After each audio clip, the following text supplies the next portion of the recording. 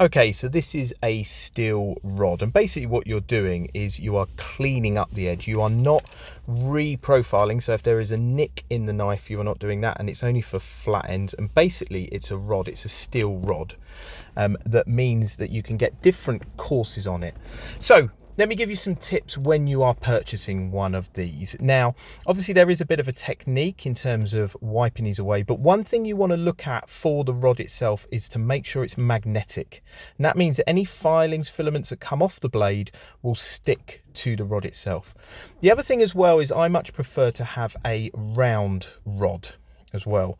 So what that means is that the rod itself, rather than being oval or square, it is round. The other thing as well with it is look at the handle that it comes with. Make sure it's got that blocker on the end, and make sure it's a solid handle. Some of them have wooden handles, and that means that they are harder to grip, and also it means that it might come away from the steel itself. Try and get one like this which has got a metal end to it.